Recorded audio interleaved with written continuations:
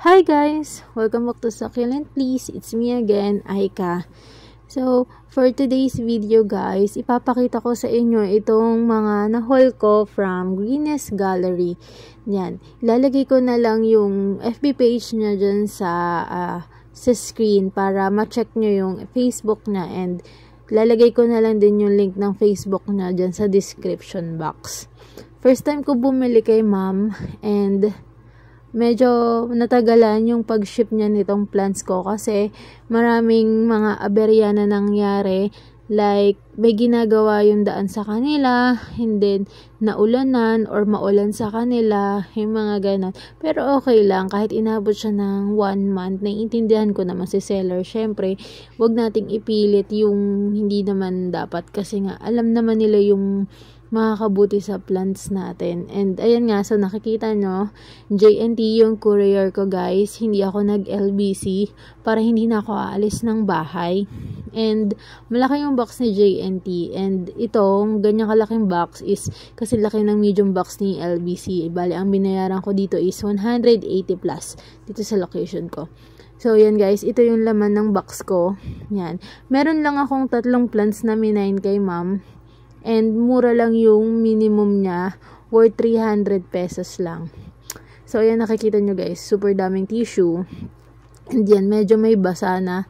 Umabot din kasi ng 2 days itong plants ko na mine kay ma'am bago dumating sa akin. I mean, yung transit niya from Benguet papunta dito sa location ko. So, ito yung first plant natin. Yan, ito yung mule. Yan. So, okay naman yung air dry ni ma'am. Ayan, yung mule natin. Nag-color green na. Hindi na siya stress. Ayan. Yan yung first plant natin. Okay, next plant na tayo. So, ito na yung next plant natin. As you can see guys, marami mag-tissue si Greenest Gallery. And yan o, kung makikita nyo, makapal yung tissue niya. Yan, nakarami din ako ng tissue dito sa sa haul ko na to. Tamang-tama, magagamit ko yan pamunas. So, ito yung next plant natin. Hindi naman marami yung yung minain ko. So, alam ko na agad yung binubuksan ko. Ito is restri. Ayan. Yan, nalalaglag pa yung dahon. Pero okay lang, normal yan pagka nagpapaship tayo ng succulent. So, ito na yung restri natin. And iba siya sa mga restri na nakikita ko. Kasi normally, yung nakikita kong restri, maliliit yung dahon. Ito, malalaki. Yan, kaya minain ko. And 100 lang ata yung bili ko sa kanya. Ayan. Actually, hindi ako mabuhayan ng restri. Uulit lang ako. Nakita ko kasi kakaiba yung restri niya. Kaya minain ko na. So, ayan. Ang dami nating tissue na naman. So, next plant na tayo, guys. Ito na guys yung last plant natin. So, alam ko na Murasaki to kasi nag-mine ako sa kanya ng Murasaki kasi nakita ko ang laki ng Murasaki niya as in, and then may crested form. So, minine ko na, and na-mine ko lang to for only 300 ata, 300 to 350. So, ayan, hirap na hirap akong tanggalin yung tissue kasi sobrang laki. Tapos, ang kapal din ng tissue ni ma'am. Though may nalalaglag na mga leaves niya. Pero okay lang yan. Pwede naman natin siyang i-propagate. And nahirapan din ako dito sa paghawak sa kanya. Kasi super laki and ang bigat. And worth it siya sa price niya. Madami lang talaga nalaglag na dahon. Pero okay lang. Normal yan sa pag nagpapaship tayo ng succulent. So, yan na guys. Si Murasaki. Yan, super laki. Nahihirapan akong hawakan si Murasaki. Yan, hirap na hirap ako i-video yan guys. Kasi hawak ko yung isang phone. Tapos hawak ko yung Murasaki sa isang kamay ko. And super dami pala niyang heads din mga baby. So, ayan din yung mga tissue natin. Super dami. So, again guys, yan yung na-haul natin from Greenest Gallery. Yan, super lalaki nila and healthy. Maganda din yung air dry ni ma'am. And makapal yung pagbabalot ng tissue ni ma'am. Kaya mukhang maganda umorder sa kanya. And may J&T na din siya. Kaya may door-to-door. Hindi na tayo mahihirapan pumunta pa sa LBC. Yan, super gaganda nila. And nag-enjoy ulit ako sa unboxing na to guys. So guys, ito naman, another unboxing again. Ito naman ay galing kay Beswang, kay Sis Erda. Ayan. And makikita nyo, pabilog siya. Ang galing nila mag-pack ng plants. So, ang laman nito is cactus. So, ilalagay ko na lang din dyan yung page ni Sis Erda. Ni Beswang para makapag-mind din kayo sa kanya. Mura yung mga niya, yung mga cactus niya, guys. As in, yun nga yung sinasabi niya sa GC. May GC kasi siya ng mga minor. Pinipilit niya na mas mura siya sa ibang seller. Yan. Kaya marami din siyang minor. Kaya pagka nagla-live siya, talagang una-unahan. Kaya ayun. Siguro pang ko na to? Pang third. Tama ba? Oo, pang third ko na to na mine sa kanya.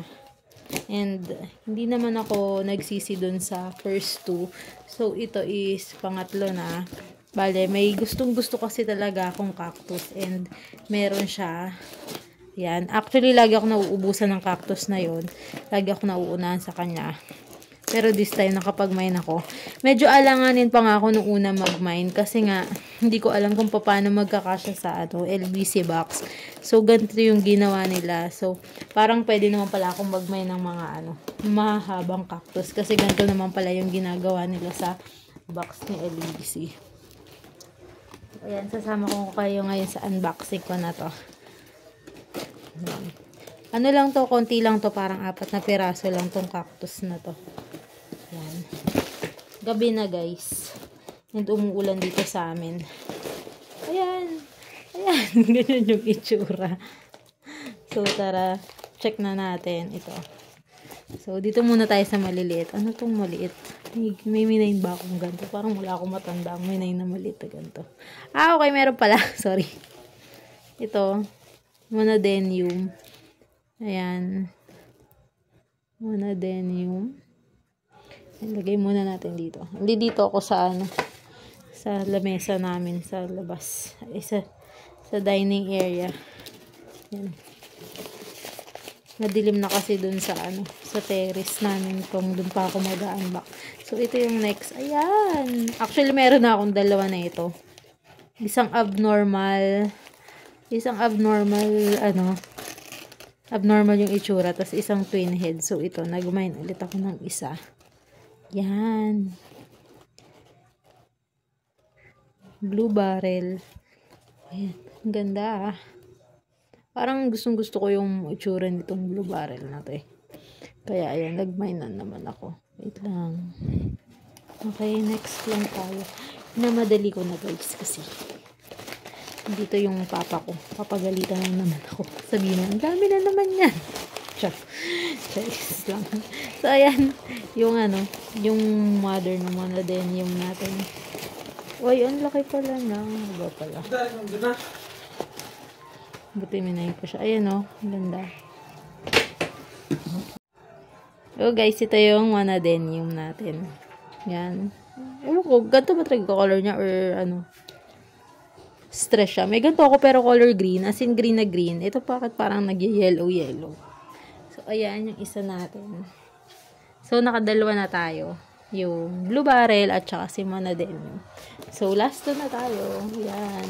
Ito na. Last natin to. Aray! Tusok na ako. Ito yung yung reason kaya ayokong nagbi-video kapag nag-unbox ng cactus. So, ito. Oh my God. Ito yung totem pole. Nilalagay ko na lang yung ID din niya dyan sa baba. Ayan. Oh my God. Super, hindi ko ma-explain. Ayan. Yan. Ito yung totem pole. Isa to sa gusto kong mamind sa kanya talaga din. Super taba. Ang laki And mahaba siya. Mahigit to. Lampas isang ruler. Yan. Totem pole. Ay, pala siya? Cut. Ayan Yan. Si totem pole. So, ito na ang isa sa aking wishlist. Ito yung isa sa mga reason bakit hindi ako magkatulog nung nakaraan. Yan. Medyo mahaba siya. Dahan-dahanin natin kasi may tinik siya eh. Yan. Ayos din. Siguro pag nag-mine kayo kay na Beswang, ano lang, 1 week lang, yung air dry nila, papadala na agad sa inyo. Kasi pag nagla-live sila, tuyo na din yung cactus nila. So, ito, nakakita nyo na ba siya? Si Spiralis, guys. Aray ko masakit. May maliliit siyang nahihirapan ako hawakan.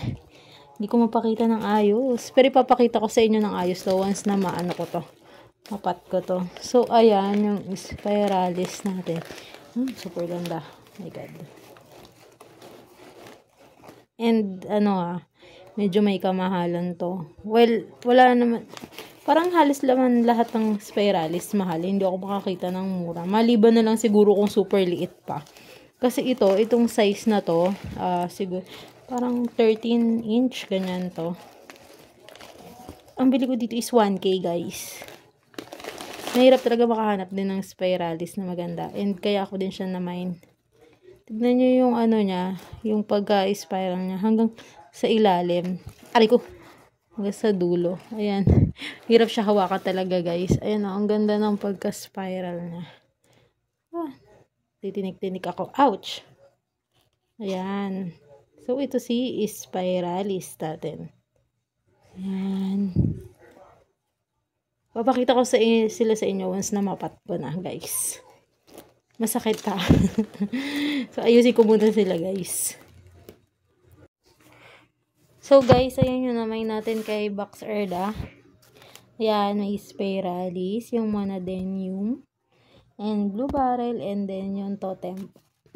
Ayan, super ganda. And, the ducks. Ibig sabihin, malalaki. Malalaki talaga yung cactus ni Sis Erda. Pag sinabi niya talagang ducks or malaki, maniwala kayo, guys. Super laki. Yan. And super sulit for its price, guys. Yan. Yung isa sa ating haul. So, mainiintay na lang akong isang box pa. And abangan nyo kung anong laman nun. So, yan lang, guys. For this video. Bye!